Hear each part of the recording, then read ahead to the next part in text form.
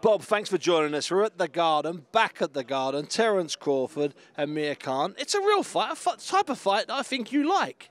I love a fight like this. I mean, two world-class fighters who know what they're doing, who will give it their all. The stage of Madison Square Garden, like, I'm a New Yorker, so I may be a little prejudiced and don't live here anymore, but New York beats in my heart. But for me, it ain't big unless it's in the Garden. And I'm looking forward to this fight in the Garden. It'll be packed. Not only is the main event terrific, but the undercard, some of the best fighters in the future, fighting really tough step-up fights. It's going to be a great night of boxing. You've had some good nights the last 4 or so years with Crawford, but there is, as you say, something special about the Garden. It's that you need to get that. You need to own the Garden. Can Crawford do that, grab the ownership this weekend? Yeah, I mean, you know, it's not.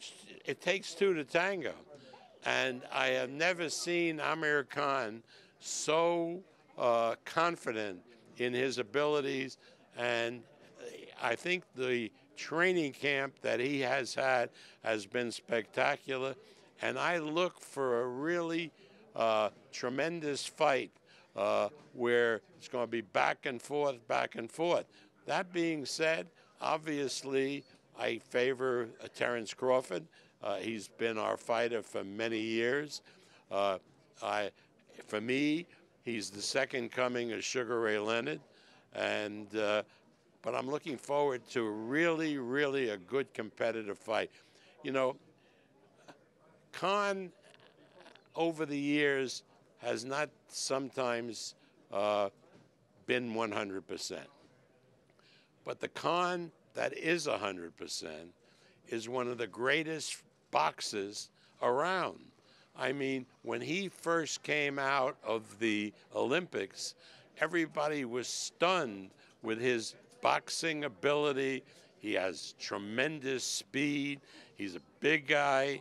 The one knock on him is that he gets so excited with his success that he waves his chin in the air, and then, you know, a good puncher like a Crawford can make a good night Charlie. But I think he's learned by that. I think, you know, you look at all his fights, even when he was fighting a big guy like Canelo, who outweighed him, he outboxed Canelo until he thought he was Superman and he got knocked out. Bob, this is 12 fights Terence Crawford's had, 12 world title fights Terence Crawford's had. He stopped the last 5. Is this Crawford's hardest test so far of his world championship career? You look at the other fighters that Terence has fought. Now, they were good. Ricky Burns was a terrific fighter. Gamboa was a good fighter. Unbeaten. Beltran, Ray Beltran. Jeff Horn was a tough Aussie. Benavides, really good fighter.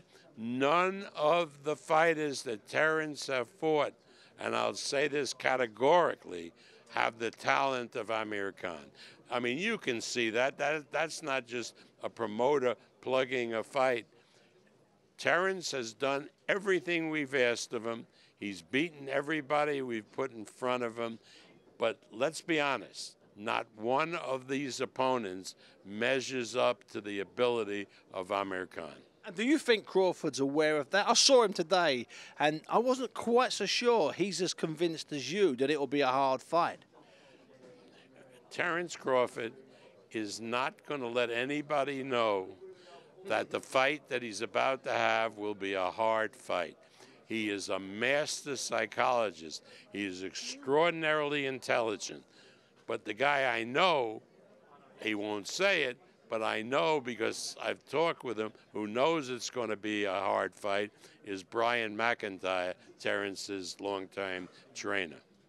So, from what you've said there, a good Khan, the best Khan we've seen, gives this Crawford problems if Crawford takes his eye off the prize.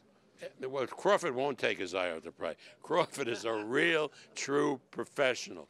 But that being said, this Amir Khan, the way he's been training and the way he can perform, if he does perform to that level, will make it a close, thrilling fight with Terence Crawford. And finally, Bob, you mentioned there talking about Madison Square Garden.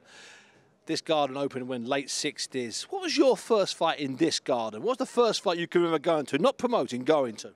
First fight, I went to the first fight. Yeah. It was a doubleheader, I remember. Mathis was fighting Joe Frazier, and Nino Benvenuti against Emil Griffith. Not a bad bill. That was a pretty good bill. They had a doubleheader.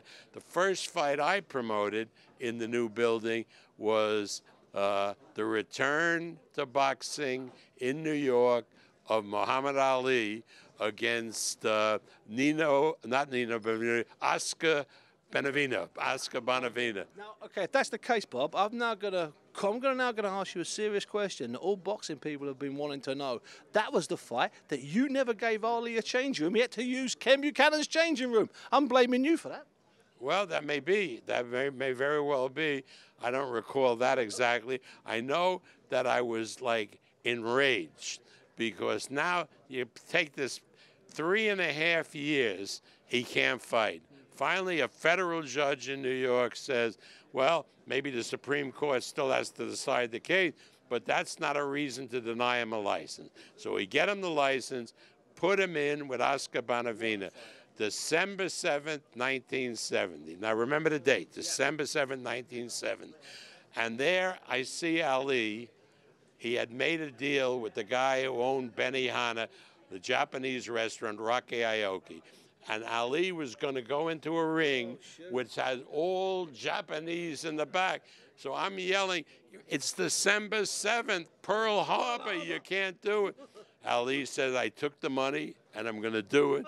And you watch that fight. He came into the ring with the robe that was written all in Japanese, and nobody said a word. Oh, what a fight that was. Bob, listen, it's been a pleasure and a delight. Thanks for your time. My pleasure. Thank you. Thank you, Bob.